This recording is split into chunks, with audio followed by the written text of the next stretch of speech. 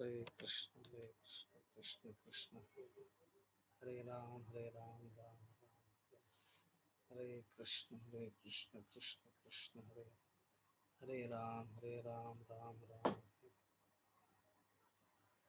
Hare Krishna, Krishna Krishna, Hare Ram, Ram Ram, Hare Krishna, Krishna Krishna, Hare Ram, Ram Ram.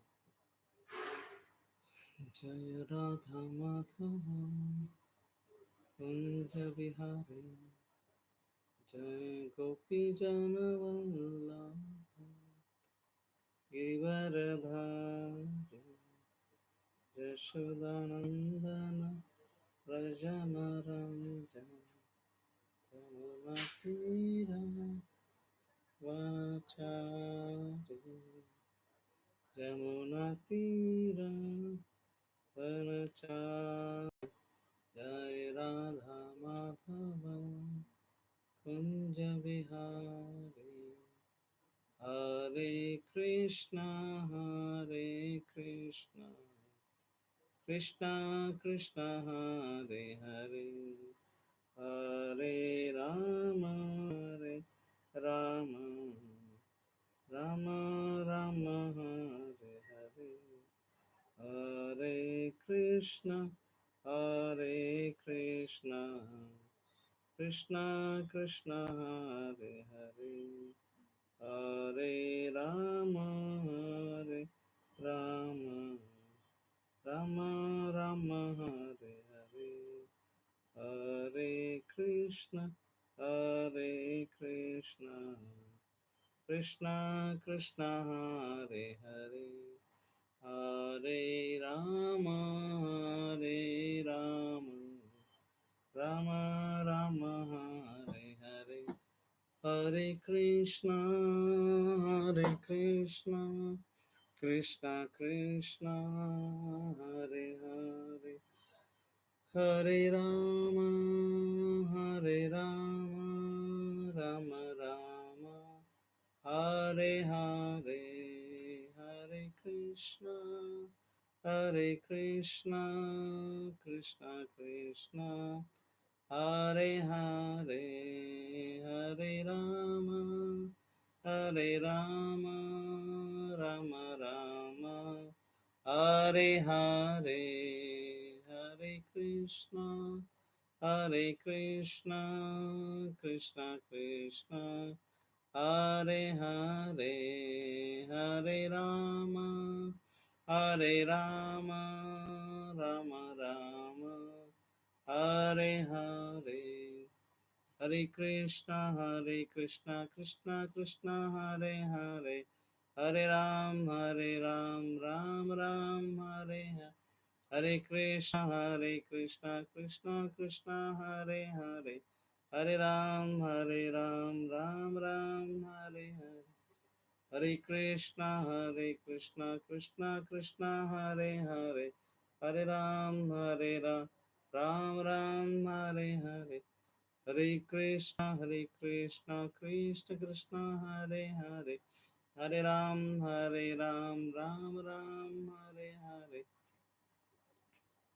Jaya Radha Vrindavan Vyari Radha Vrindavan Vyari Radhe. Jaya Radha Madan Mohan Radha Madan Mohan Radhe. Jaya Gaurang Nitai Gaurang Nitai Gaurang Nitai Jaya Gaurang Nitai Jaya Jaya Prabhupada Prabhupada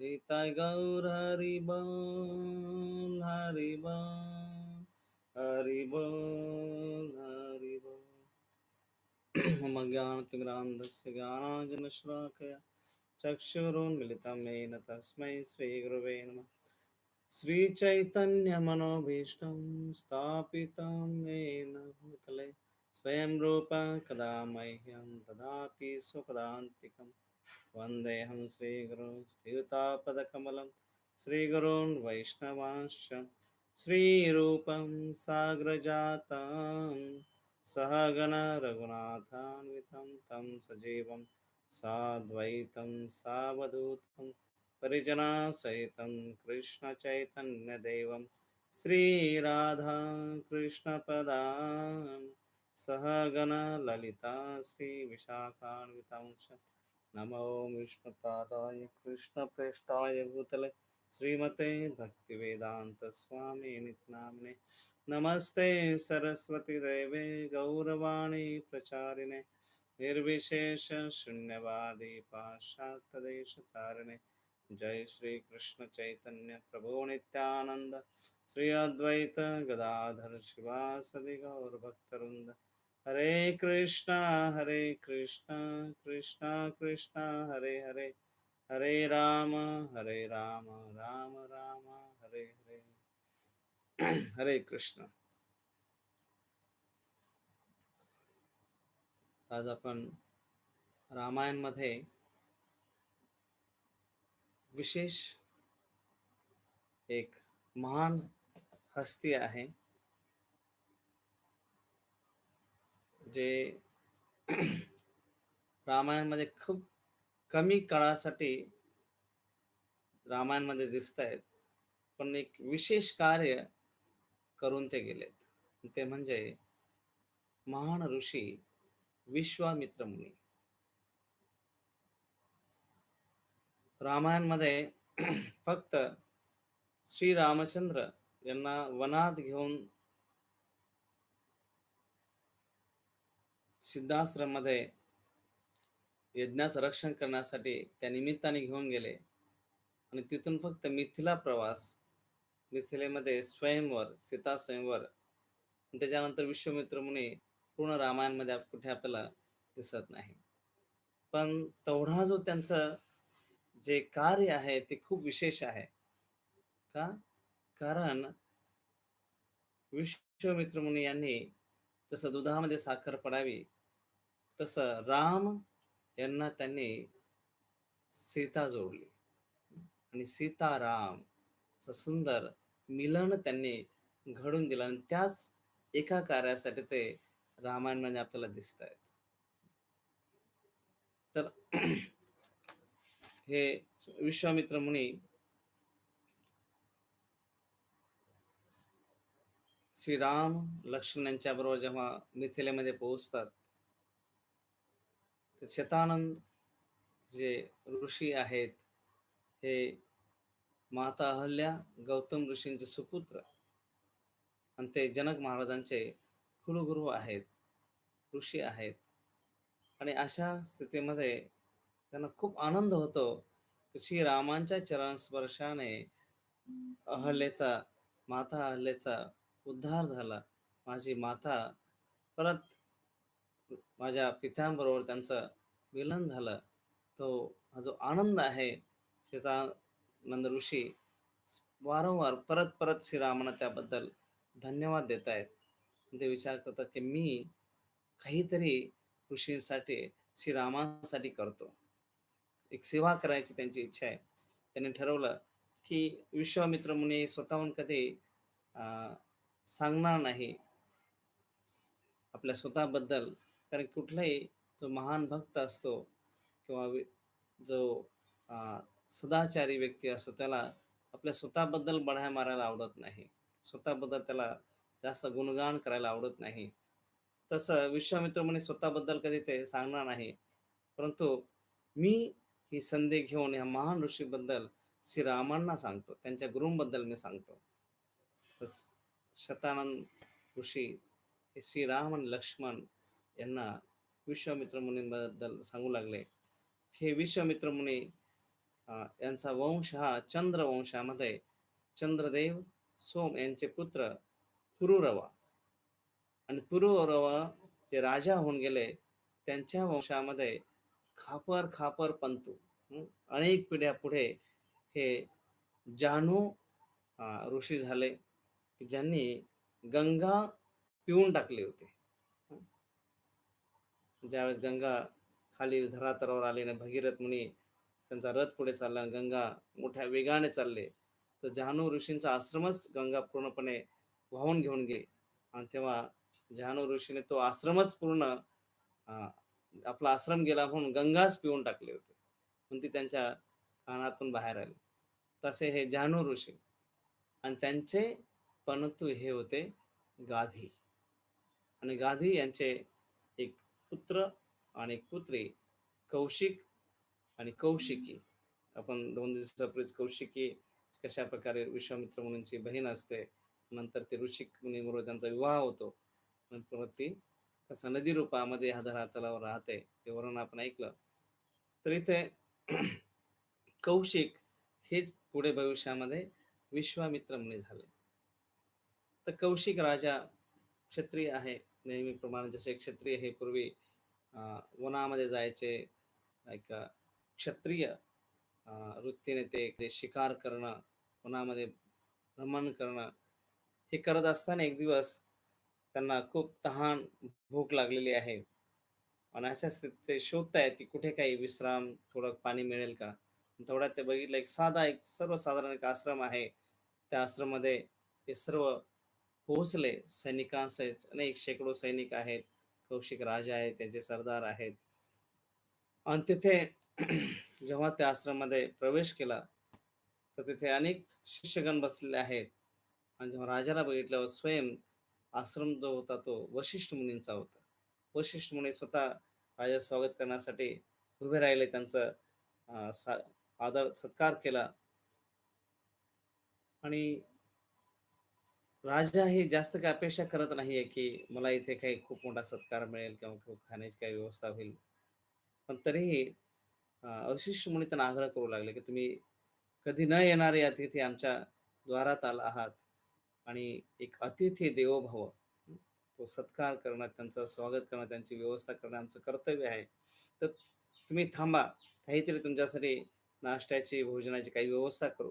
त्यांना म्हटलं, की हे ऋषी आहेत, त्यांना काय यांच्याकडे सुविधा असणार आहेत? ते म्हणाले, की तुम्ही चिंता करू नका. आणि तेव्हा त्यांनी एक गाय आणली, जी की सुंदर करड्या रंगाची, तिच्यावर छोटे-छोटे सुंदर पांढरे ठिपके आहेत आणि तिचं नाव होतं शबला. ती शबला जी गाय आहे, ही भगवान विष्णूंनी वशिष्ठ मुनींच्या तपस्येवर प्रसन्न होऊन त्यांना भेट, बक्षीस दिली होती. तर वशिष्ठ मुनी त्या शबलाला जेव्हा घेऊन आले, तर ती कामधेनू गाय होती. कामधेनू कुठल्याही इच्छापूर्ती असणारे जसं कल्पवृक्ष असतं, तसे अ, गाय जी आहे इच्छापूर्ती कामधेनू आहे आणि जसं-जसं त्या गोष्टी काही सुंदर पेय पाहिजेत, काही खाण्यासाठी वस्तू पाहिजे, इव्हन वैयक्तिक स्तरावर कोणाला काय-काय गोष्टी आवडतात, त्यासुद्धा गोष्टी सर्व सैनिकांना आणि राजाला सर्व पुरवल्या जाऊ लागल्या. त्या राजाचे जे पुत्र होते, त्यांनाही पुरवलं जाऊ लागलं. ते सर्व झाल्यानंतर मनसोक्त काही महिने, वर्ष असं मनसोक्त भोजन केलं नसेल, अशा प्रकारे सर्व सैनिकांनी तिथे भोजन केलं. राजाने आतापर्यंत अनेक अ, मोठमोठ्या मेजवानी खाल्ल्या असल्या, पण तरीही ही विशेष मेजवानी जी खूप स्मरणीय होती राजासाठी. तो राजा विचार करू लागला, ही जी गाय आहे, ही एक हे ऋषी आहेत. साधी जर एखादी गाय असलं त्यांचं काम होऊन जाईल. हं. कारण की यांना काय फक्त दूध, तूप तर कशासाठी पाहिजे? तूप पाहिजे, यज्ञासाठी पाहिजे. तर एखादी साधी गाय पण ना त्यांचं काम करू शकेल. पण मी राजा आहे आणि माझ्या राज्यामध्ये इतके अतिथी येतात, इतके सर्व काही गोष्टी असतात. तेव्हा मला ह्या गायीची जास्त गरज आहे. आणि जेव्हा त्यांनी मागणी घातली, की "मी लाखो गायी तुम्हाला देतो, ही गाय मला द्या." कोण? कौशिक राजा वशिष्ठ मुनींना सांगतात. वशिष्ठ मुनी म्हणाले, की "मी ही जी गाय भगवान विष्णूंनी मला भेट दिलेली आहे, तिच्याबद्दल मी व्यापार करू शकणार नाही." कारण ते भेट मिळाले, तिची किंमत केली जाऊ शकत नाही. कुठलीही प्रेमाची भेट कुणी जेव्हा आपल्याला देतं, त्याची किंमत नसते. त्या व्यक्तीच्या भावना त्याच्याशी जडलेल्या असते. वस्तूची किंमत करत नाही. तेव्हा राजा जो आहे, तो आणि कदाचित आणि जास्त काही दिलं तर वशिष्ठ मुनी तयार होतील. तर राजा म्हणाला, की "मी ह्या गायीच्या बदल्यामध्ये तुम्हाला 14,000 हत्ती देतो. 8,000 सुवर्ण सोन्याचे रथ देतो. 11,000 अश्व आणि 10 लाख गायी, त्या पण दुभत्या, मी तुम्हाला देतो, ही गाय मला द्या. वशिष्ठ मुनी हे कुठल्याही किमतीमध्ये राजाला ती गाय देणं शक्य नव्हतं. तेव्हा राजा म्हणाला की मी हा भूमीचा राजा आहे. इथे ज्या काही गोष्टी आहेत त्या सर्वांवर माझा हक्क आहे. जसं आपण बघतो की अ, या सर्व ज्या काही गोष्टी ह्या कुणी कुणी गावात राहत असेल, कुणी शहरात राहत असेल, अंततः सर्व गोष्टी कुणाच्या होतात? सरकारच्या होतात. तेव्हा अ, कौशिक राजा जेव्हा वशिष्ठ मुनींना सांगतात, वशिष्ठ मुनी सांगतात की राजा, तुला वाटत असेल की या भूमीवर असणाऱ्या सगळ्या गोष्टी तुझ्या आहेत, पण ही गाय जी आहे तिचे चरण भूमीवर लागलेलेच नाहीये. ही गाय जेव्हा पण उभी राहते कामधेनू, ही 1 इंच जमिनीपासून वरच उभी असते. त्याच्यामुळे तू त्या अ, तात्विक अर्थाने जर तू म्हणत असेल की ही गाय माझ्या हक्काची आहे, तर ती गाय जमिनीवर नसल्याने तिच्यावर तुझा हक्क गाजवू शकत नाही.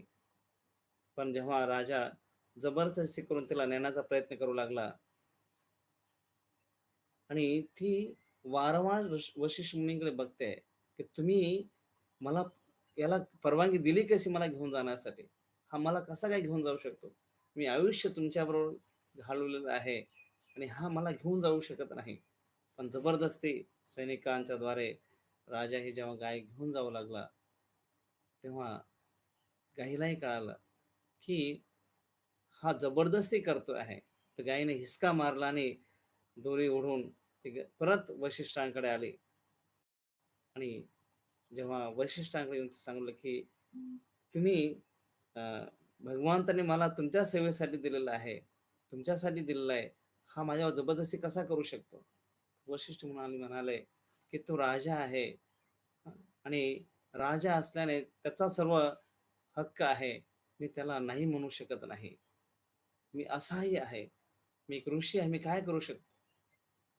तेव्हा शब्दाला कळालं की इथे आता तिलाच काहीतरी करावं लागणार आहे. आणि तेव्हा तिच्या अ, अ, शरीरातनं अनेक असे सैन्य बाहेर पडू लागले. शेकडो, हजारो सैन्य जे आहे, की जी शबला गाय होती, तिच्या शरीरातनं बाहेर पडू लागले आणि जे सैन्य सर्व ध्वस्त होऊन गेलं राजाचं. राजाचे जे पुत्र होते, ते वशिष्ठ मुनींवर आक्रमण करून आले. एकदाच अटॅक करून आले. वशिष्ठ मुनी फक्त "हू" असा हुंकार केला आणि तिकडे त्यांचे जे राजाचे पुत्र होते, ते भस्मसात झाले. राजाला तेव्हा लक्षात आलं, की हे मी जरी क्षत्रिय आहे, क्षत्रिय असलो तरी हे जे वशिष्ठ ऋषींचं जे तेज आहे, ब्रह्मतेज आहे, हे माझ्यापेक्षा श्रेष्ठ आहे. मी जरी प्रशासक आहे, परंतु येथे अ, हे जे ब्रह्मतेज आहे व जे शक्ती आहे तपस्येची, ही जास्त आहे. म्हणून कौशिक राजा हा तपस्या करण्यासाठी दक्षिण दिशेला निघून गेला. आपला जो मुलगा होता त्याला त्याने राज्याभिषेक केला आणि त्याच्यावर जबाबदारी ठेवून हे कौशिक राजा जेव्हा निघून गेले, तर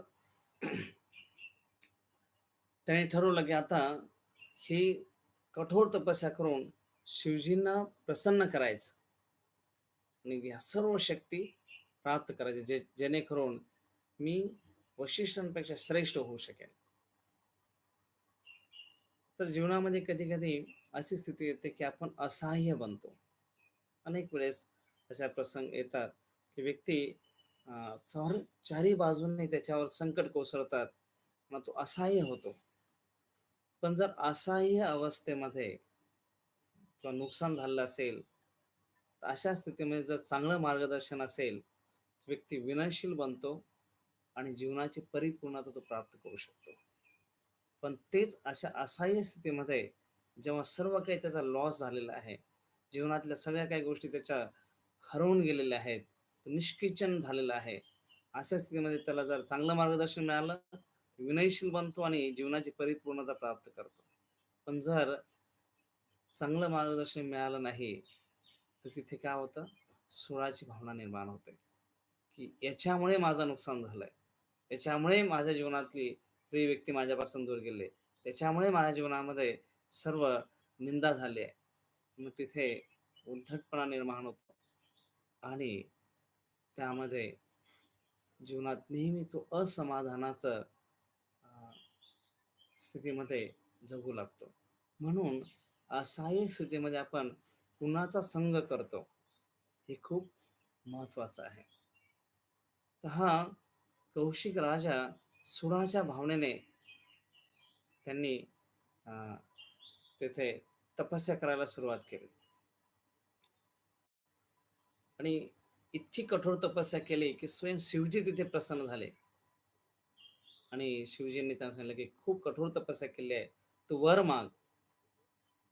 तर विश्वामित्र मुनी त्यावेळेस कौशिक राजा शिवजींना सांगतात, की जगातील युद्धविद्येतील जे काही शस्त्र अस्त्र आहेत, ते सर्व मला द्या. जे काही शस्त्रविद्या आहे, जगातील श्रेष्ठ ज्या काही सर्वश्रेष्ठ शस्त्रास्त्राच्या ज्या विद्या आहेत, हे सर्व मला तुम्ही द्या. तर शिवजी म्हणाले, "ठीक आहे, तथास्तु." कारण तपस्या केली आहे शिवजींना, तर ते आशुतोष आहे ते देणंच आहे. मग इथे शिवजीने वर दिला आणि कौशिक राजा आता सुळाच्या भावनेने आश्रमावर आक्रमण करून गेला. तर आपण बघतो की भूतकाळातील जो प्रसंग असतो आपल्या जीवनामध्ये, जर काही गोष्टी भूतकाळात घडल्या असतील, तर जेवढं आपण त्याला आठवत राहू, भूतकाळात जेव्हा आपल्याबद्दल काही होतं, काही नुकसान होतं किंवा काही अपमान होतो, काही गोष्टी ज्या काही जीवनामध्ये आपल्या घडतात, ह्या प्रसंगांना जितकं आपण आठवू, तेवढं त्याची शक्ती वाढते आणि असं वाटायला लागतं की ही समस्या खूप मोठी आहे. खूप मोठी ही समस्या आहे आणि त्यामुळे व्यक्ती तेवढं जास्त दुःख भोगायला लागतो. जेवढं भूतकाळाबद्दल आपण जास्त गोष्टी आठवतो, तेवढ्या त्या गोष्टी मोठ्या वाटू लागतात आणि तितकं जीवनामध्ये दुःख जास्त व्यक्ती भोगतो. पण तेच जेव्हा जर आपल्याला जीवनामधल्या ह्या भूतकाळामधल्या गोष्टींमुळे दुःख जर कमी व्हायचं असेल, सर्वोत्तम म्हणजे विसरणे. म्हणून तर गीतेमध्ये भगवान सांगतात, सर्वस्य चाहं हृदि सन्निविष्टो मता स्मृतिज्ञान अपोहनं च वेदैश्च सर्वैरहमेव वेद्यो वेदांत कृद्वेद विदैव चाहम. की मीच जे आहे जीवनामध्ये हृदय सन्निवेश मता स्मृती अपोहनांच, भगवंत स्मृती देतात आणि अपोहन सुद्धा, विसरणं सुद्धा भगवंतच देतात. ही भगवंताची कृपा आहे की आपण काही गोष्टी विसरतो. जर विसरलो नसतो, एखादा ॲक्सिडेंट झाला असेल, भयानक ॲक्सिडेंट, जो सदैव आपल्या मनात जर घोळत राहिला असता, तर आपण कदाचित भोजनही करू शकलो नसतो, जेवण करू शकलो नसतो. म्हणून कधी-कधी काही प्रसंग विसरणं चांगलं असतं. हं. का? तर एक सर्वसाधारण जीवन व्यक्ती त्यामुळे जगू शकतो. तर इथे अ, हे जे कौशिक राजा आहे, ते विसरायला तयार नाही. सुडाच्या भावनेने ते आक्रमण करून आले आणि पूर्ण आश्रम जो आहे त्यांनी भस्म करून टाकला. आणि जेव्हा वशिष्ठ मुनी अचानक शिष्यांची धावपळ बघून जेव्हा वशिष्ठ मुनी बाहेर आले, त्यांनी बघितलं की सुंदर त्यांनी आश्रम जो निर्माण केलेला होता, सगळा आश्रम असा ज्वालांमध्ये, भडकत्या ज्वालांमध्ये तो भस्म होतो आहे, जळतो आहे. तर त्यावेळेस वशिष्ठ मुनी काही हातामध्ये नाही, फक्त एक काठी, एक दंड, तो त्यांच्या हातामध्ये आहे. जो बांबू आहे, त्याला 7 गाठी आहेत आणि तो वशिष्ठ मुनीचा तो ब्रह्मदंड आहे. आणि फक्त काही हातात नसतं, फक्त तो ब्रह्मदंड घेऊन वशिष्ठ मुनी तिथे समोर उभे राहिले आणि हे जे कौशिक राजा आहे, त्याने जेवढे काही अस्त्र, दिव्यास्त्र सर्व मिळवले होते, सगळे त्यांच्यावर ते सोडतायत अग्न्यास्त्र सोडतायत, वायू अस्त्र सोडतायत, सर्व सर्व अस्त्र त्याच्यावर सोडतायत. परंतु ब्रह्मदंडामध्ये सगळे अस्त्र जे आहेत गायब होत आहेत. आणि यांना खूप आश्चर्य वाटलं, की एवढे सर्व अस्त्र, की एखाद्या वायू अस्त्रामध्ये सर्व काही उडून हवेमध्ये नष्ट होऊन जातं. आग्नेयास्त्र सोडलं तर सगळं भस्म होऊन जातं. पण फक्त एक दंड घेऊन उभे आहेत वशिष्ठ मुनी आणि सगळे अस्त्र त्यांच्यावर सोडले जात आहेत आणि त्यांच्यावर काहीही परिणाम होत नाही. आणि शेवटी त्यांना लक्षात आलं, की एक सर्वश्रेष्ठ अस्त्र आहे, ते म्हणजे ब्रह्मास्त्र. ब्रह्मास्त्र असे हे अस्त्र आहे, की ज्याद्वारे पूर्ण ब्रह्मांड नष्ट होऊ शकतं, इतकी त्याची शक्ती आहे. परंतु हे ब्रह्मास्त्रही जेव्हा त्याने सोडलं, की आता कौशिक राजाला खात्री होती, की आता हे सर्व नष्ट होणार, वशिष्ठही नष्ट होणार. परंतु झालं काय, जसं ते ब्रह्मास्त्र सोडलं, त्या ब्रह्मदंडामध्ये ते ब्रह्मास्त्र सुद्धा त्या ब्रह्मदंडाने ग्रासून घेतलं, खाऊन टाकलं ते. आणि येथे आता मात्र कौशिक राजा विश्वामित्र मुनी यांचा स्वाभिमान खूप दुखावला. पहिल्यांदा पहिल्या वेळेस काय झालं होतं, त्या गायीने त्यांना हरवलं होतं. कामधेनूने सर्व सैन्य निर्माण झालं ते हारले. आणि आता आज इथे वशिष्ठांकडे जो ब्रह्मदंड होता, त्याच्याने सर्व काही नष्ट झालं. तो स्वाभिमान दुखावला, खूप निराशा आली. आणि त्यांना एक लक्षात आलं, की ब्राह्मणांचे विद्वत्ता जे सामर्थ्य आहे, क्षत्रियांच्या प्रशासक सामर्थ्यापेक्षा श्रेष्ठ आहे, हे विश्वामित्रांनी ओळखलं. काय?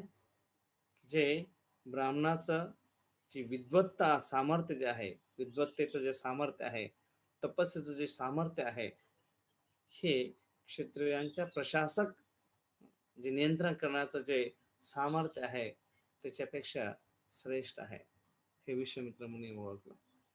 आणि मग निराश होऊन, हतबल होऊन आपण बघतो, की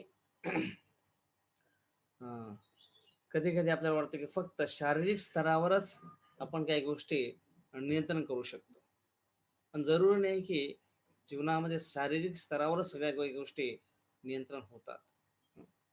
त्याला माहिती आहे, की अं, शाळांमधले, कॉलेजमधले काही दिवस जर आठवले, की कधी कधी काही शिक्षक जे आहेत भरपूर मारतात आणि काही शिक्षक बोलतच नाही, खूप कमी बोलतात. कधी कधी मुलं त्यांना जास्त घाबरतात. का? तर त्यांच्या आचरणामध्ये, त्यांच्या बोलण्यामध्ये ती शक्ती आहे. तर अशा प्रकारे विश्वामित्र मुनी यांना खूप नैराश्य आलं आणि परत ते तपस्या करण्यासाठी आता पश्चिम दिशेला तपस्या करण्यासाठी गेले. आणि त्यांनी आता ठरवलं, की आता जी तपस्या करायची, कशासाठी, कशामुळे ते हरले होते आता? ब्रह्मदंडमुळे. आता मला ही तपस्या करायची ब्रह्मर्षी बनण्यासाठी. तर त्यांनी ब्रह्माजींना प्रसन्न करण्यासाठी तपस्या सुरू केली. आणि मग इतकी कठोर तपस्या त्यांनी केली, की ब्रह्माजी ही काही वर्षामध्ये त्या कठोर तपस्येला बघून स्वयं ब्रह्माजी आले आणि विश्वामित्र मुनींना त्यांनी सांगितलं, की कठोर तपस्या आहे तुझी, परंतु तू आता राजर्षी झालाय. त्यांना काय बनायचं होतं? ब्रह्मर्षी बनायचं होतं. पण आता फक्त ते राजर्षी झाले होते आणि ब्रह्माजी त्यांना सांगतात, की ब्रह्मर्षी होण्यासाठी इंद्रियांचा निग्रह जो आहे हा खूप आवश्यक आहे. मनावर, इंद्रियांवर, या सर्वांवर नियंत्रण खूप आवश्यक आहे. कारण व्यक्ती जरी या साऱ्या जगावर राज्य करत असेल, पण तो जर आपल्या इंद्रियांवर निग्रह मिळवत नसेल, तर सर्व काही व्यर्थ आहे. पण ज्याने आपल्या इंद्रियांवर नियंत्रण मिळवलेलं आहे, तो पृथ्वींचा शिष्यात वाचो वेग मनसा क्रोध, जिव्हा वेगम उदर उपस्थ वेगम, की ज्याने वाचा वेग, आवेग जे आहेत, वाचा वेगम, मनसो क्रोध वेगम, हे सर्व आवेगांवर ज्याने नियंत्रण मिळवलेलं आहे. पृथ्वीचा शिष्य तो पृथ्वीवर शिष्य करण्यासाठी किंवा पृथ्वीला नियंत्रण करण्यासाठी तो अ, पूर्णपणे सार्थक आहे, पात्र आहे. म्हणून येथे ब्रह्माजी विश्वामित्र मुनींना सांगतं की तू राजर्षी झाला आहे. तुला जर ब्रह्मर्षी व्हायचं असेल तर अजून कठोर तपस्या करावी लागेल. आणि त्याच काळामध्ये हे परत तपस्याला बसतात विश्वामित्र मुनी. आणि त्याच काळामध्ये एक अयोध्येमध्ये राजा असतात.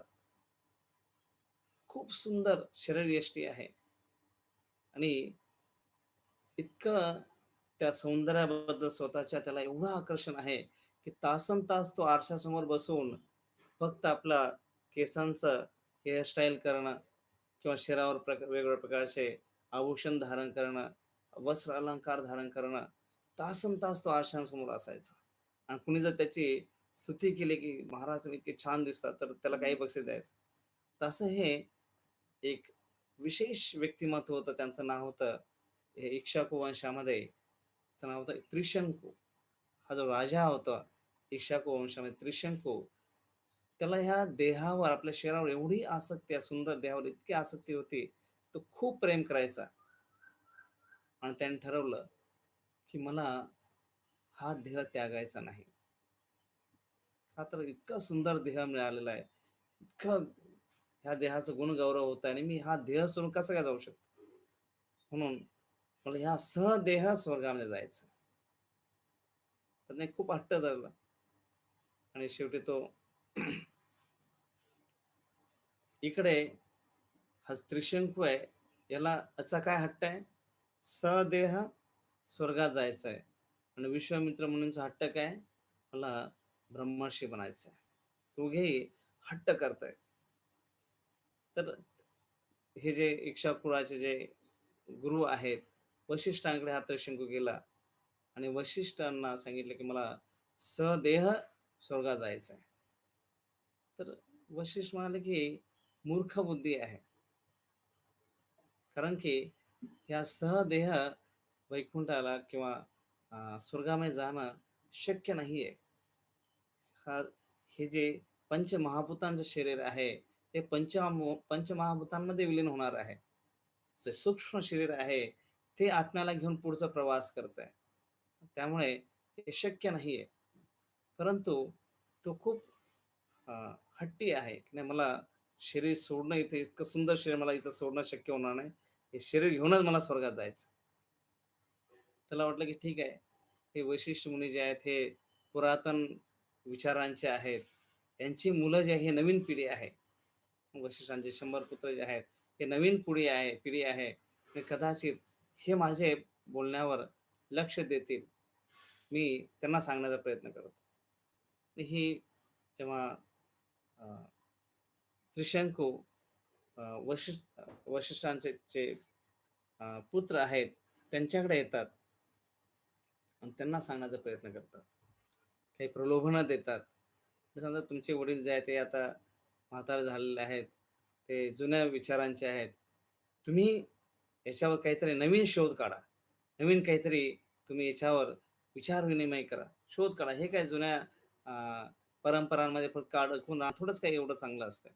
तुम्ही नवीन विचाराचे आहात. तेव्हा वशिष्ठांचे जे पुत्र आहेत ते म्हणाले, की आमचे पिता जे आहेत, हे आत्मज्ञानी आहेत. हे सर्व वेद पारंगत आहेत.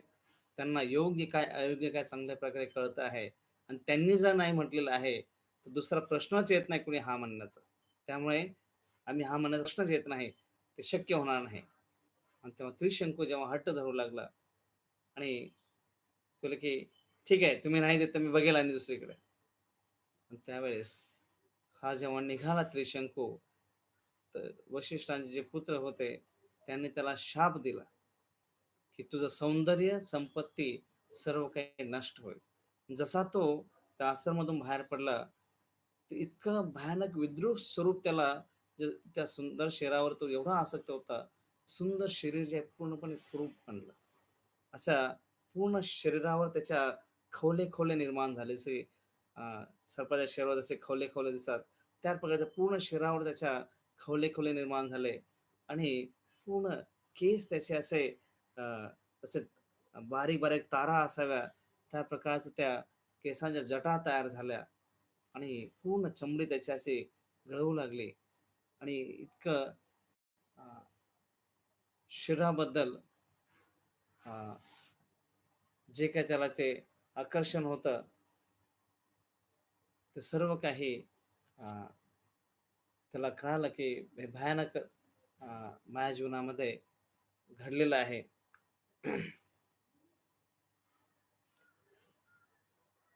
त्यावेळेस अ, कुणीच अ, तो राज्यामध्ये आपल्या स्वतःच्याच राज्यामध्ये जेव्हा तो पोहोचला, तर जनता त्याला ओळखत नाहीये. आजपर्यंत जी जनता त्याला नमस्कार करायची, प्रणाम करायची, त्याची वाह-वाह करायची, सौंदर्याकडे त्याची आकर्षित व्हायची.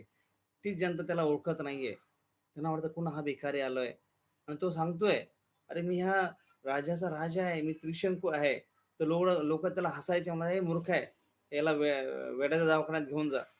अशा प्रकारे त्याच्याबरोबर सर्व ते तिथे चेष्टा मस्करी करू लागले आणि मग अशा तो जंगलामध्ये वन-वन भटकू लागला आणि तेव्हा त्याला कळालं, की इथे एक राजा, कौशिक राजा, तो ब्रह्मर्षी बनण्यासाठी तपस्या करतो आहे. तर तो सरळ विश्वामित्र मुनींकडे आला आणि त्याने आपली पूर्ण कथा सांगितली. त्यांना आणि विश्वामित्र मुनी सुद्धा होता, की वसिष्ठांनी तुला जर स्वर्गात सहदेव स्वर्गात पाठवायला तयार झाला नाही, तर मी पाठवतो. कारण की त्रिशंकू त्यांना सांगू लागला, की अहो एखादं ध्येय आपल्या जीवनामध्ये धरणं किंवा काही चांगला मला श्रेष्ठ बनायचं आहे, मला मोठं बनायचं आहे, मला काहीतरी विशेष ध्येय जीवनामध्ये घेऊन जर कोणी चालत असलं का वाईट आहे का? म्हटलं नाही, वाईट नाही. म्हणजे विश्वामित्र मुनी पण तसेच ते ध्येय घेऊनच निघाले होते, कौशिक राजा. हं. परंतु अ, जसं अ, अत्याहार प्रयासच जसं उपदेशामृतमध्ये सांगितलं की अत्याहार प्रयासच अति आहार आणि प्रयासच एखादी गोष्ट मिळवण्यासाठी खूप कठीण आहे. पण त्यासाठी खूप कठोर परिश्रम करणं. जीवनाचं ध्येय लक्षात न घेता फक्त त्याच गोष्टीसाठी खूप खूप कठोर परिश्रम करणं. तसं इथे अ, परंतु विश्वामित्र मुनी त्याच भावनेमध्ये असल्याने तर हा त्रिशंकू आपला जो उद्धटपणा आहे, की आपला जो कमजोरपणा आहे, हा लपवला आणि वैशिष्ट्यांचे जे काही दोष दाखवण्याचा प्रयत्न करू लागला आणि विश्वामित्र मुनींच्या मनामध्ये जे गुपित होतं काय, वशिष्ठांपेक्षा श्रेष्ठ बनायचं काहीतरी. वशिष्ठांपेक्षा चांगलं काहीतरी करायचं. ते दोनदा त्यांच्याकडून ते हारले होते. ही कधी-कधी जीवनामध्ये असे प्रसंग येतात, की आपण जो अहंकार असतो दुखवल्यामुळे, तो आतून एक सूक्ष्म स्तरावर आपण इतरांपेक्षा कोणापेक्षा तरी श्रेष्ठ दाखवण्याचा तो प्रयत्न करतो.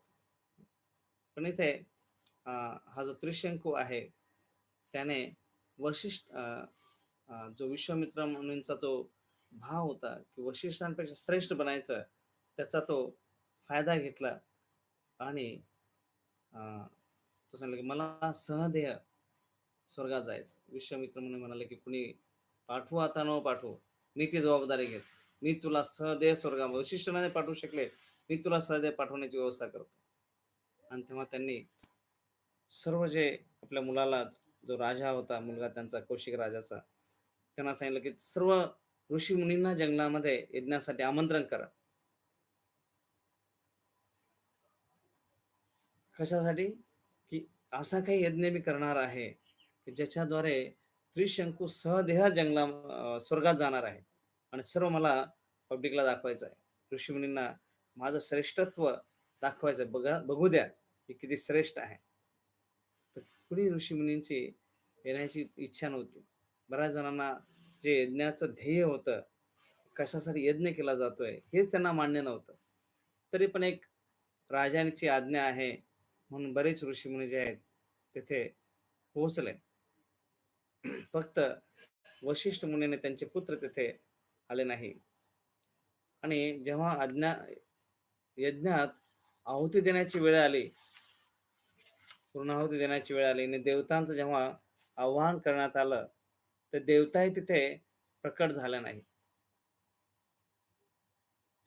तेव्हा विश्वामित्र मुनींना किंवा जे कौशिक राजा त्यांना खूप आणि जास्त अहंकार दुखावला गेला, स्वाभिमान दुखावला गेला. की एवढा मोठा मी यज्ञ मांडलाय, अनेक ऋषीमुनी तिथे एकत्र आलेले आहेत, जमा झालेले आहेत, बघतायत आणि त्यांच्या समोर मी यज्ञ केलेला आणि त्याचं फळ घेण्यासाठी, आहुती घेण्यासाठी देवताच प्रकट झाला नाही. तर हे जे कौशिक राजा विश्वामित्र मुनी यांनी आपले, ठीक आहे देवता नाही आला तर हरकत नाही, मी माझं पूर्ण तपस्या बळ लावून देतो आणि माझ्या तपस्याच्या बळावर ह्या त्रिशंकूला मी स्वर्गामध्ये पाठवतो. पण अशा स्थितीमध्ये विश्वामित्र मुनींनी जी पळी असते यज्ञामध्ये आहुती देण्यासाठी तूप टाकणारी, जी पळी घेतली आणि ती आकाशाच्या दिशेने उंचावली आणि जशी त्यांनी ती पळी आकाशाच्या दिशेने उंचवली स्वर्गाच्या दिशेने, हा त्रिशंक जो आहे वर वर जाऊ लागला आणि अशा प्रकारे तो वर वर खेचला जाऊ लागला, वर वर जाऊ लागला. पण झालं काय की जसं जसं तो वर जाऊ लागला, शेवटी हे जे अं, जो प्रवास आहे त्याच्यामध्ये त्याला खूप त्रास होऊ लागला. त्याची चमडी जी आहे पूर्ण अक्षरशः जळू लागली. त्याला श्वास घेण्यासाठी त्रास होऊ लागला आणि तसेच कानांवर एकदम असा भयानक असा अं, दबाव येऊ लागला. अशा प्रकारे तर कठीण अवस्थेमध्ये हा तो असं स्वतःला पूर्णपणे अं, दाबून धरून तो कसा तरी स्वर्गापर्यंत पोहोचला. सर्वांना तिथे आश्चर्य वाटलं आणि जसं जेव्हा त्यांनी बघितलं की आता मी स्वर्गाच्या जवळ पोहोचलोय आणि तेवढ्यात सर्व ऋषीमुनी बघता की विश्वामित्र मुनींच्या अंगातून असं तेज बाहेर पडत आहे. जसं जसं ते अं, परी वर केलेली आहे, अंगातून तेज त्यांच्या बाहेर येऊन ते स्वर्गाच्या दिशेने त्यांना त्रिशंकूला वर घेऊन जात आहे. आणि ही जी अशा प्रकारचं जे वातावरण आहे ते म्हणजे कशा प्रकारे, जसं म्हणतात मराठीत म्हणे आयत्या बिळावरून आगोबा. हा जो त्रिशंकू आहे त्याने स्वतः काही कष्ट केलेले नाहीये, तर फक्त कुणाच्या बळावर, जे विश्वामित्र मुनी आहेत त्यांच्या तपस्येच्या बळावर तो स्वर्गामध्ये जाण्याचा प्रयत्न करत आहे. तर बऱ्याच वेळेस ही जी मनोवृत्ती आहे ती म्हणजे दुसऱ्यांच्या जीवावर श्रम घेणे, श्रेय घेणे. तर दुसरं कोणीतरी कष्ट करताय आणि त्याचं श्रेय जे आपण घ्यायचं. कुणीतरी मेहनत करताय, कष्ट करताय, तिथे हे कार्य करत आहे आणि आपण मात्र जेव्हा वेळ येते श्रेय घेण्याची त्यावेळेस आपण पुढे उभे राहणं हे योग्य नाहीये. कुणी जे काही कार्य केलेलं आहे श्रेय त्यांचं त्यांना देणं. त्यामुळे व्यक्ती कर्मबंधनामध्ये अडकत नाही. तेथे स्वर्गामध्ये जेव्हा सेवक धावत आला आणि इंद्राला निरोप दिला की असा कुणीतरी सदेह या पृथ्वीवरून स्वर्गामध्ये येतोय, तर इंद्र घाईघाईमध्ये पुढे आला आणि जेव्हा त्याने इंद्राने हा त्रिशंकूला बघितलं आणि त्याला सांगितलं की तू गुरुचा अपमान करून, गुरुचे जे वाक्य आहे त्याचा अवमान करून, त्यांचं आज्ञा उल्लंघन करून तू इथे पोहोचलेला आहे, तुला स्वर्गात जागा नाही, परत जा. अशा प्रकारे त्याला परत खाली ढकललं गेलं. जेव्हा त्याला खाली ढकललं, तो डोकं खाली आणि पायावर असं करून तो खाली उतरायला लागला. तसं कुणी शिडीने वर चढतं आणि मग परत उलटा शिडीने खाली येतो, तसा तो खाली ढकलल्यामुळे तो आता खाली येऊ लागला. आणि आता सर्व जे ऋषीमुनी आहेत हे, चला यज्ञ संपन्न झाला, त्रिशंकू वर गेला आणि विश्वामित्र मुनी पण निवांत तिथे बसलेले आहेत. तेव्हा विश्वामित्र मुनींनी बघितलं की वरून काहीतरी आवाज येतोय. आवाज काय होता? मला वाचवा, मला वाचवा, मला वाचवा. कोण? त्रिशंकू ओरडत ओरडत तिथे खाली येत होता. तर तेव्हा विश्वामित्र मुनीने काय केलं? परत पळी घेतली आणि परत ती पळ अशी वर केली आणि आपली पूर्ण जी शक्ती आहे तपस्याची, परत ते बळ लावलं आणि परत त्याला स्वर्गाच्या दिशेने पाठवलं. स्वर्गाच्या दिशेने पाठवल्यानंतर परत इंद्राने त्याला खाली ढकललं. असा तो वर जायचा, परत इंद्र त्याला खाली ढकलायचा. तर तेव्हा इंद्राला कळालं, आता त्रिशंकू बाजूला राहिला. विश्वामित्र मुनी आणि इंद्रामध्ये आता युद्ध चालू, अहंकाराचे युद्ध चालू झालं. मी याला वर पाठवतो आणि तो खाली का ढकलतोय? म्हणून त्या अहंकाराच्या जोरावर विश्वामित्र मुनींनी पूर्ण आपलं तपोबल परत कामी लावलं आणि जेवढी काही तपस्या केली त्याचं पूर्ण बल जे आहे त्याच्या जोरावर त्याने काय केलं? प्रतिस्वर्ग निर्माण केला.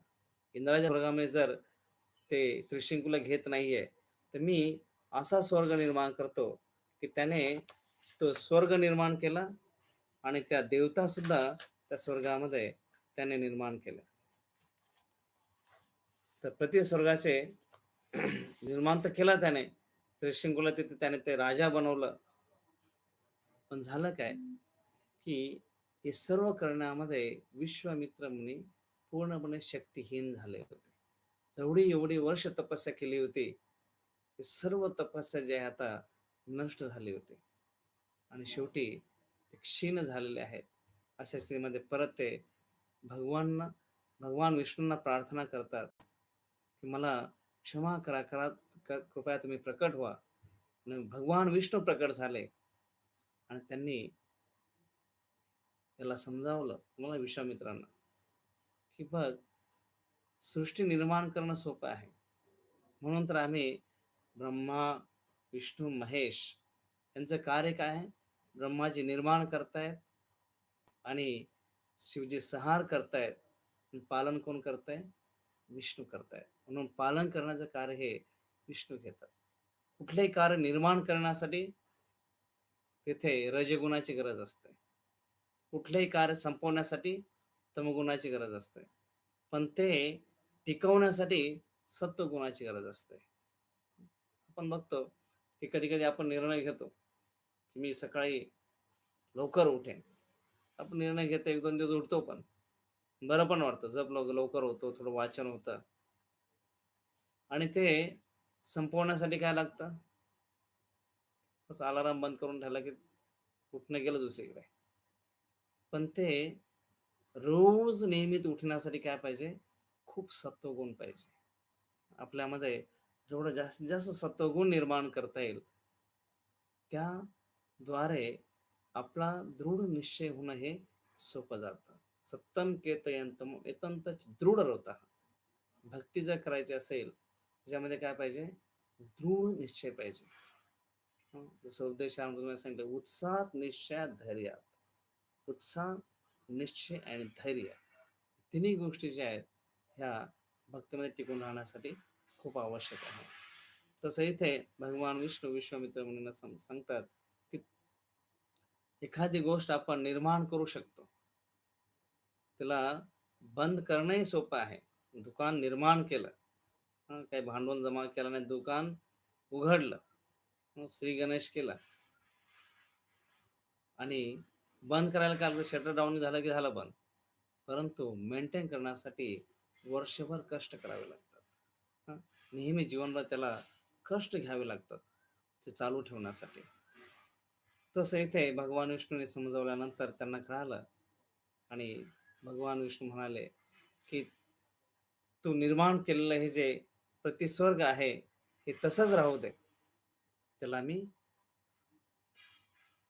तो आता तो निर्माण केलेला जो स्वर्ग आहे तो तारा म्हणून राहील आणि इंद्राच्या इच्छेनुसार तो त्रिशंकू डोके खालू आणि पायावर करून होता, तसाच तो तिथे त्या ताऱ्यामध्ये सुद्धा राहील. परंतु ते जे आहे त्या ताराचं पालन करण्याचं कार्य जे आहे याची जबाबदारी मी स्वीकारेल. आणि मग असं म्हणून भगवान विष्णू तिथून अंतर्धान झाले.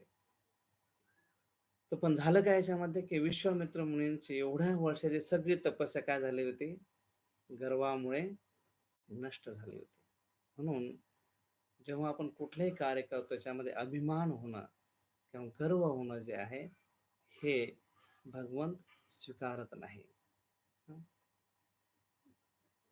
ज्या गोष्टींद्वारे गर्व होतो, भगवंत ती गोष्ट कधी-कधी जीवनातनं काढून घेतात. तसं इथे ही तपस्या गर्वामुळे, अभिमानामुळे नष्ट झालं.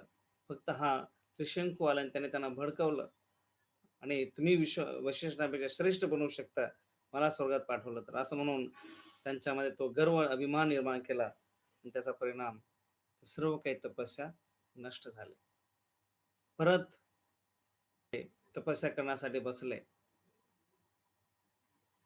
आणि ज्या ठिकाणी ते तपस्या करत अनेक वर्ष परत त्यांनी तपस्या केली आणि जिथे तपस्या करत होते त्याच्याच बाजूला राजा राहत होता. त्यांचं नाव होतं राजा अमरीश.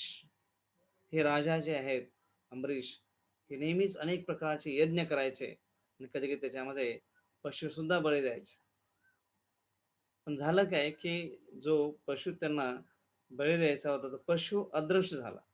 अचानक तो गायब झाला. का तर इंद्राने कपट केलं. इंद्राला जे आहे कुणी पण खूप मोठे यज्ञ करायला लागलं, खूप कठोर तपस्या करायला लागलं की इंद्राला भीती वाटते, की हे काही हे सर्व तपस्या करून, मोठमोठे यज्ञ करून माझं इंद्रासन तर काही मिळवण्याचा प्रयत्न करत नाहीये. म्हणून इंद्राने तो त्याचा जो प्राणी होता, तो गायब केला आणि याज्ञिक जे आहे ते ओरडू लागले, की ही मूर्त आहे. आता यज्ञ आहुती दिलीच पाहिजे. कुठल्याही प्रकारे तुम्ही येन केन प्रकारे ना बळी घेऊन या.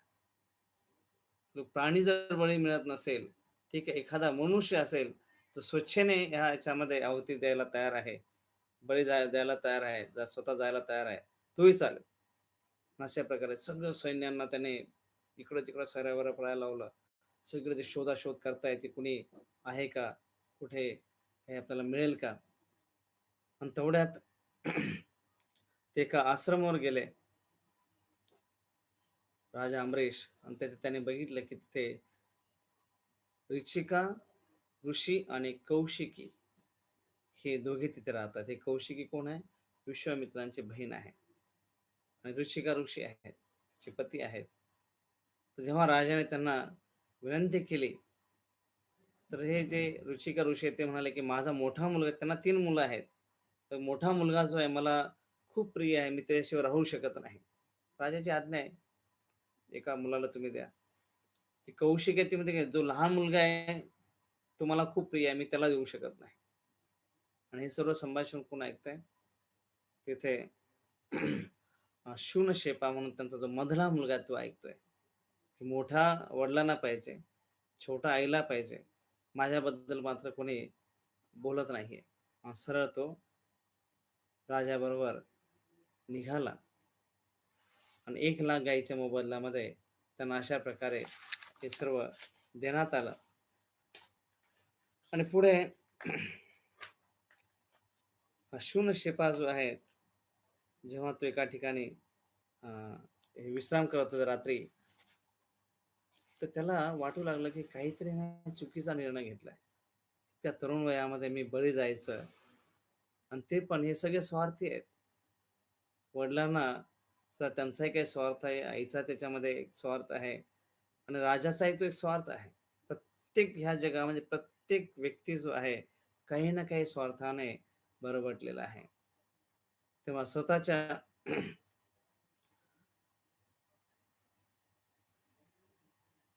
विश्वामित्र मुनींना हा जो अ, शूनशेपा जो मुलगा आहे, शूनशेपा हा त्याला कळालं, की इथे गावातल्या लोकांनी सांगितलं, की एक ऋषी खूप कठोर तपस्या करतायत.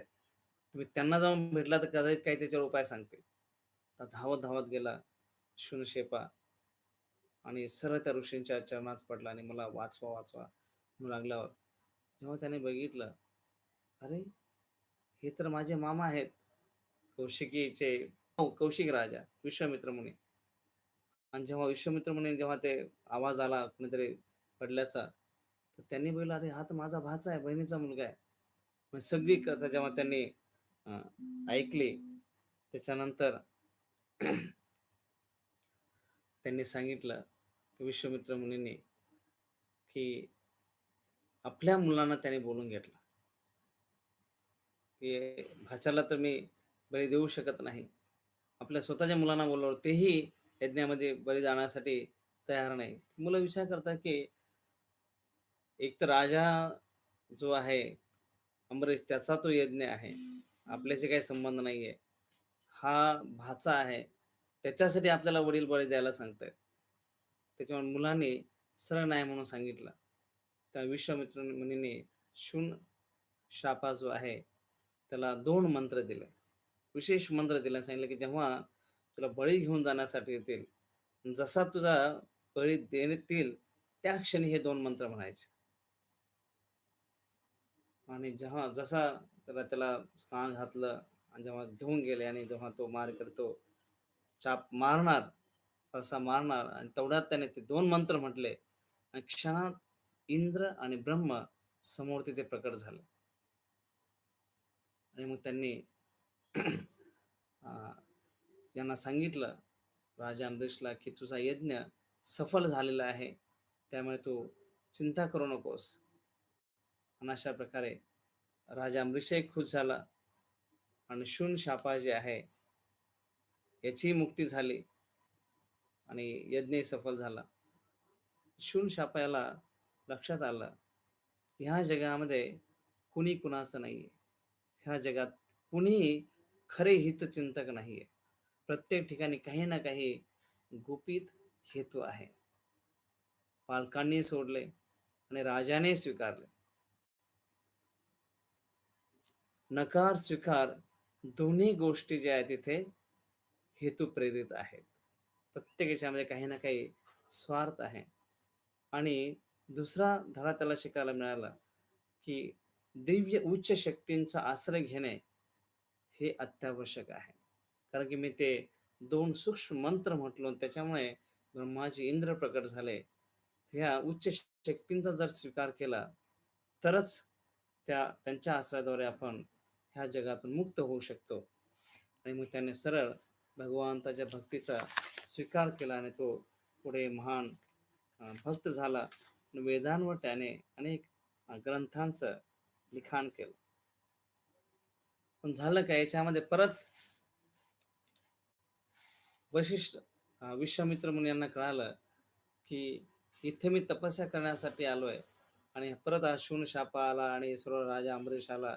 याच्यामुळे परत माझं जे अ, ध्यान आहे हे भंग झालं, मी विचलित झालोय. परत ते तपस्या करण्यासाठी दुसरीकडे निघून गेले.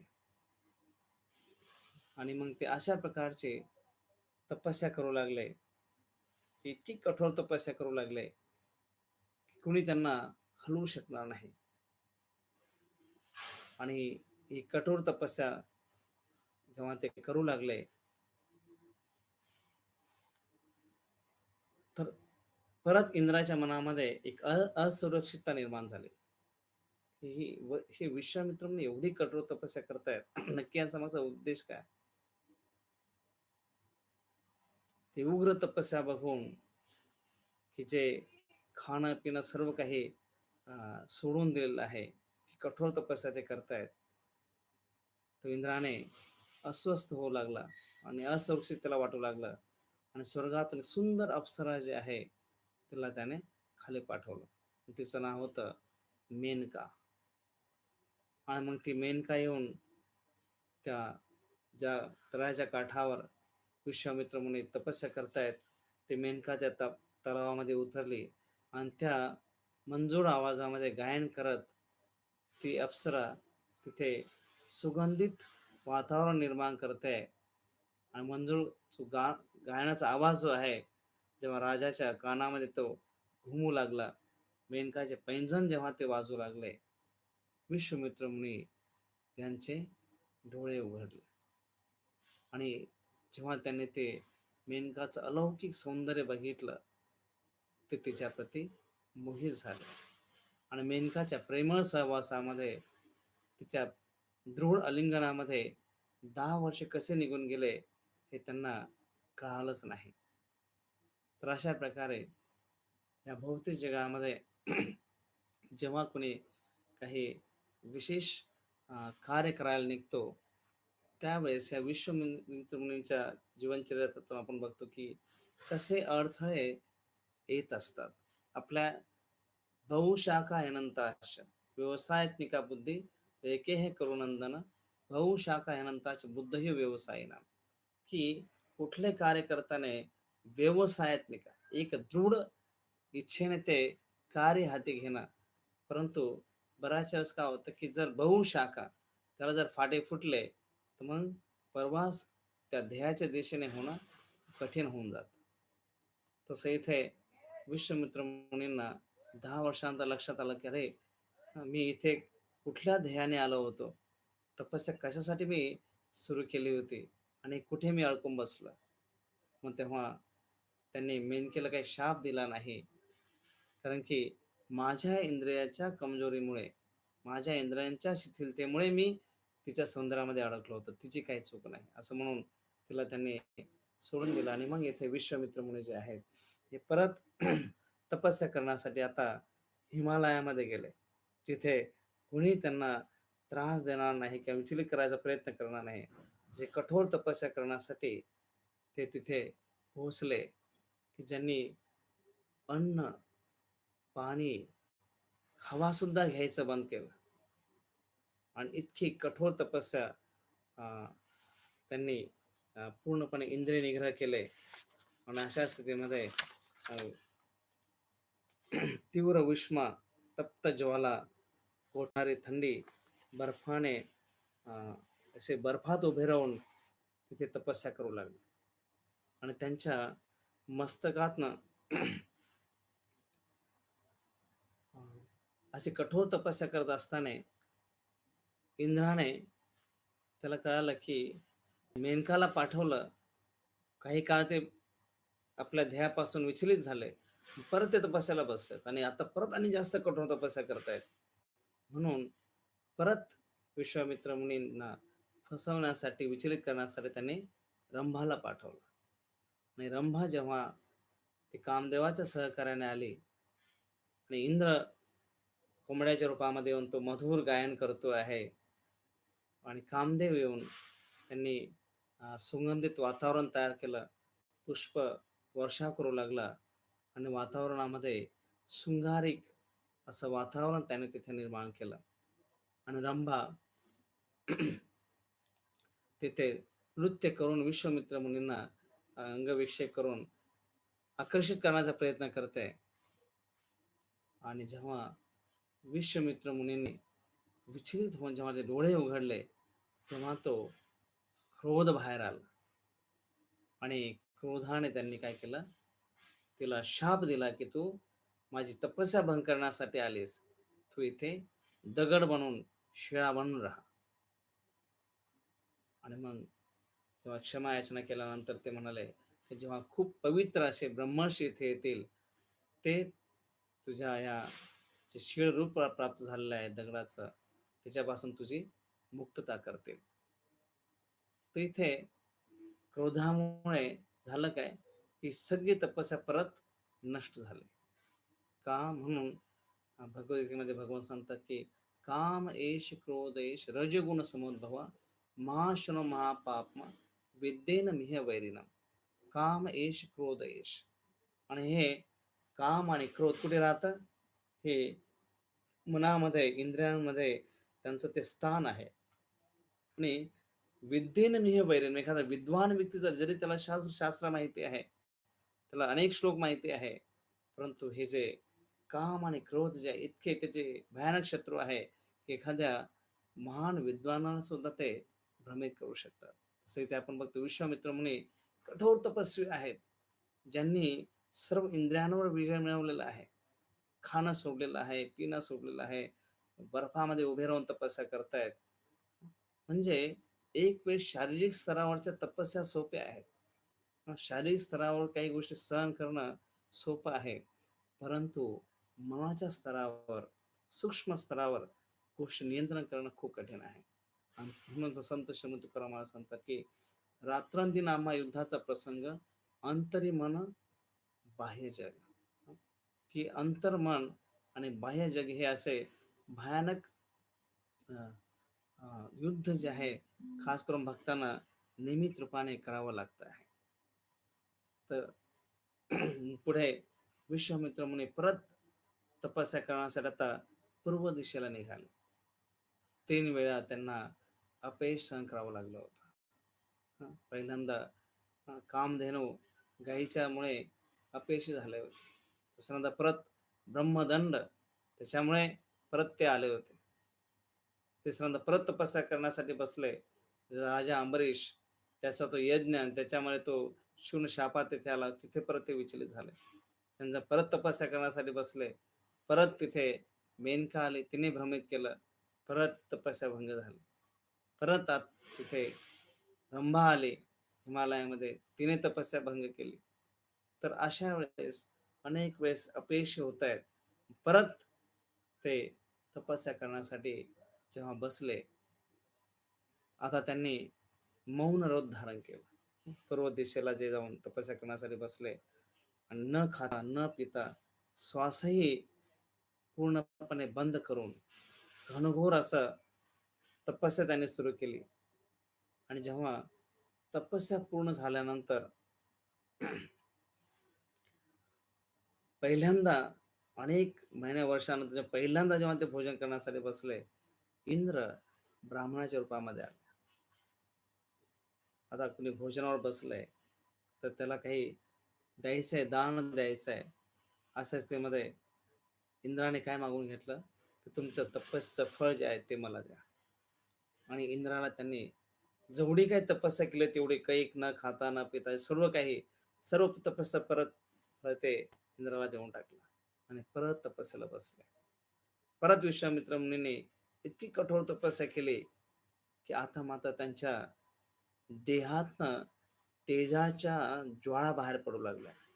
त्यांच्या मस्तकातून अशा ज्वाला बाहेर पडू लागल्या.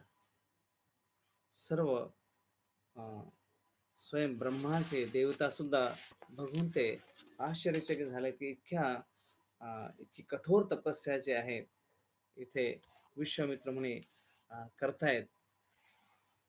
तेव्हा सर्व देवता स्वयं ब्रह्माजी यांनी मान्य केलं, की विश्वामित्र मुनी तुम्ही आता खरे ब्रह्मर्षी झाला आहात. आणि स्वयं वशिष्ठ तेथे आले आणि वशिष्ठ येऊन त्यांनी सुद्धा त्यांना मान्यता दिली, की आता इतकी कठोर तपस्या तुम्ही केलेली आहे, की तुम्ही खरेच आता ब्रह्मर्षी आहात. तर शेवटी विश्वामित्र मुनींना ब्रह्मर्षी पद प्राप्त झालं. सर्व देवता ब्रह्माजी सर्व ऋषी खूप प्रसन्न आहेत. पण पुढचा जो प्रसंग आहे सर्वांना आश्चर्याचा धक्का देणारा होता. काय झालं? विश्वामित्र मुनी यांनी वशिष्ठांच्या जवळ गेले आणि बघता बघता वशिष्ठांचे चरण कमल त्यांनी आपल्या मांडीवर घेतलं आणि वशिष्ठांचे चरण कमल ते चरणांना ते धुवू लागले आणि त्यांच्या चरणांचा रस चरण जल जे आहे आपल्या मस्तकार उडू लागले. ते चरण जल ग्रहण करू लागले आणि ब्रह्मर्षी विश्वामित्र मुनी सर्वांना सांगतायत, की ब्रह्मर्षी होणं हा काय लहान पोराचा खेळ नाहीये. काय ब्रह्मर्षी बनण्यासाठी काय लागतं त्याचा मी अनुभव घेतलाय. तसं एकदा पाश्चात्य देशामध्ये इस्कॉन जे सुरू झालं होतं, अशा स्थितीमध्ये एक वरिष्ठ वयस्क पाश्चात्य देशातील एक व्यक्ती तिथे आले होते आणि आपले भक्त इस्कॉनचे त्यांना सांगत होते, की स्वामी प्रभुपाद खूप महान व्यक्तिमत्व आहे.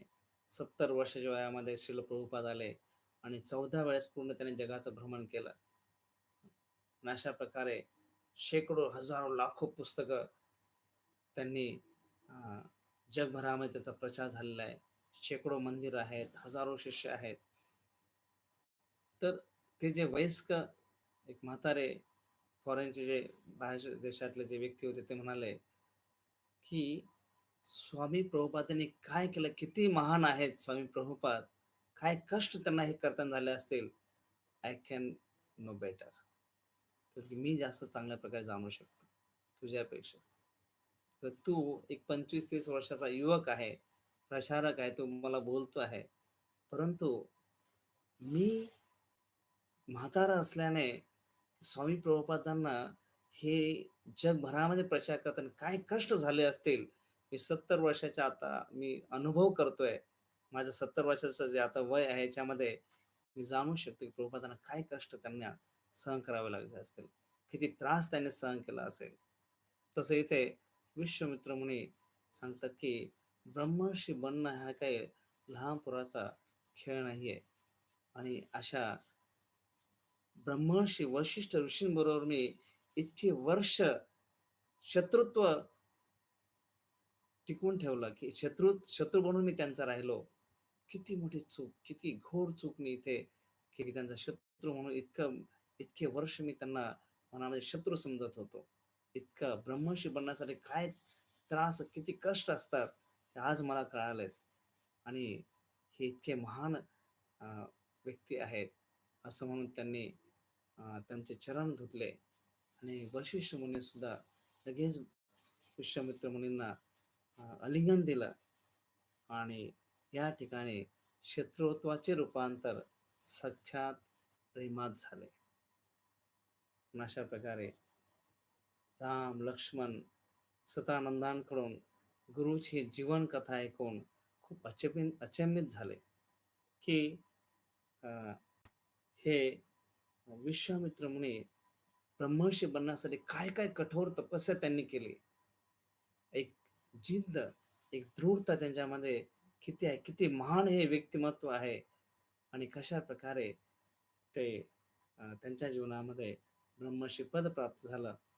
हे सतानंद ऋषींकडून जेव्हा त्यांनी ऐकलं ते खूप त्यांना कृतार्थ वाटू लागलं आणि विश्वामित्र मुनींबद्दल त्यांचा आदर, प्रेम आणि जास्त वृद्धिंगत झालं आणि जास्त वाढलं. जास्त आदराने ते त्यांच्याशी राहू लागले. अशा प्रकारे आज आपण चर्चा केली विश्वामित्र मुनींची जीवन गाथा. हरे कृष्ण कृष्ण कृष्ण हरे हरे, हरे राम राम राम हरे हरे. खूप खूप धन्यवाद. आपण सर्वांनी इतका वेळ दिला आणि मला सेवा करण्याची संधी दिली. हरे कृष्ण. श्रील प्रभुपाद की.